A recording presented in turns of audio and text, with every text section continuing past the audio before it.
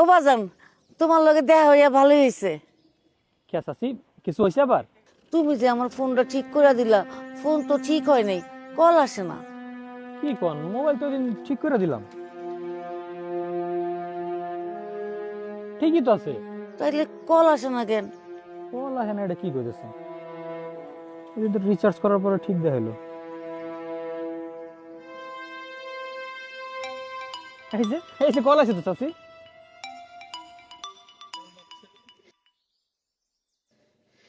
সবার কল আসে, আমার পোলার কল তো আয় না।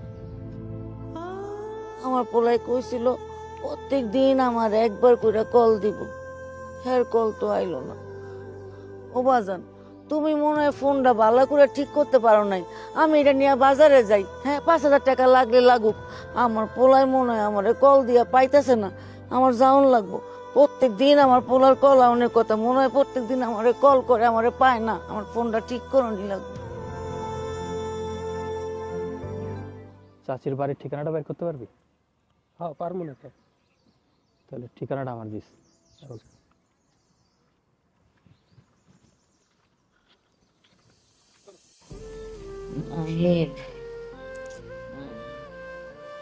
কল দেয়নি না, দেখ তোমার মনে হয় একটা কল আছে। হ্যাঁ খালা তুমি একটু চুপ করবা, এখন একটু ঘুমাও, অনেক রাত হয়ে গেছে। যদি কল আসে তাহলে আমি তোমার মোবাইল এনে দিব মনে।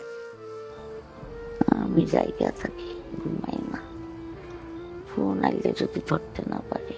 চুপ করো তো খালা, তোমার পোলার কিছুই হয় নাই, তোমার পোলা ভালোই আছে, খালি তোমার খবর নেয় না। বাড়িতে কেউ আছেন? বাড়িতে কেউ আছেন নাকি? এখন আবার কে আসলো? খালা তুমি একটু ঘুমানোর চেষ্টা করো, আমি এক্ষুনি আইতাছি।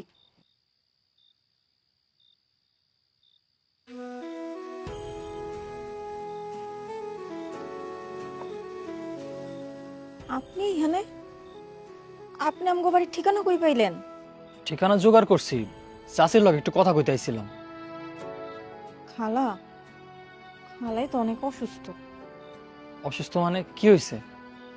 আপনারা কেমনে যে কই, কইলে তো আপনি বুঝতে পারবেন না। আহেন দেখা যান।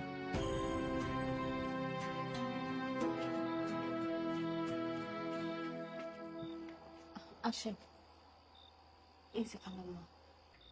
আর মনে হয় তোরে দেখতে পারবো না। ফোন দিছিলি না, ফোন তো দিলি না।